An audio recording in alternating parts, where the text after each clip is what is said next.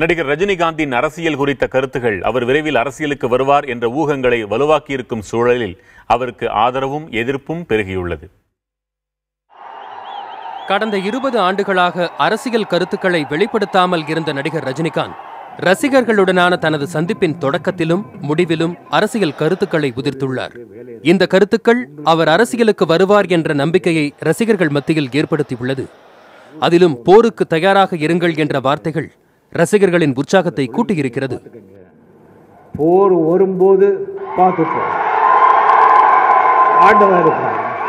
ரஜினிகாந்த் பாரதிய ஜனதாவுக்கு வர வேண்டும் என அக்கட்சியின் தேசிய தலைவர் அமித்ஷா அழைப்பு விடுத்துள்ளார். அதே நேரத்தில் அவர் தனிக்கட்சிதான் தொடங்குவார் என்று கூறியிருக்கிறார் தமிழ்நாடு காங்கிரஸ் கமிட்டி தலைவர் திருநாவுக்கரசர். ரஜினிகாந்த் அவர்கள் ஒரு தேசிய கட்சிகளிலோ அல்லது மாநில கட்சிகளிலோ எதிரையும் அவர் சேர மாட்டார். ஒருவேளை அவர் கட்சி ஆரம்பித்தா தனியாக தான் கட்சி ஆரம்பிப்பார் என்பது அவரை பற்றிய என்னுடைய கணிப்பாகும்.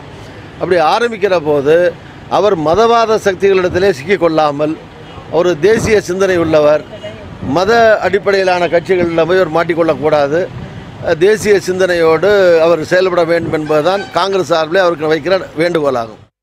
இதுபோன்ற கருத்துக்கள் தேசிய கட்சிகளிடம் இருக்கும் நேரத்தில் சிறு அமைப்புகள் ரஜினிகாந்தின் அரசியல் பிரவேசத்திற்கு எதிர்ப்பு தெரிவித்துள்ளன. தமிழர் முன்னேற்ற படை என்ற அமைப்பு சென்னை கத்தீட்ரல் சாலையில் நாட்டு வெடிபொருட்கள் கொண்ட கொடும்பாவியை எரித்து போராட்டம் நடத்தியது.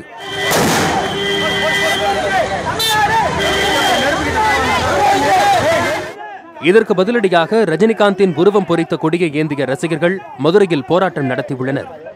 2018 ஜனவரியில் நடக்கிற பொது தேர்தல், மக்கள் சந்திக்க போற பொது தேர்தல், அந்த பொது தேர்தலை சந்திப்போம். அதை விட்டுவிட்டு கோலத்தனமா 20 பேரை வச்சுக்கிட்டு குடும்பாய் கொடுத்தா நாங்க பயந்துருவோமா? ரஜினிகாந்த் இதுவரை தமிழகத்தின் எந்த பிரச்சனைக்கு குரல் கொடுத்திருக்கிறார் என்ற காட்டமான விமர்சனங்களையும் கட்சிகள் சில எழுப்பியுள்ளன. இருந்தபோதிலும் ரஜினி இதுவரை எதற்கும் பதில் சொல்லவில்லை. புதிய தலைமுறைக்காக செய்தியாளர் குழு.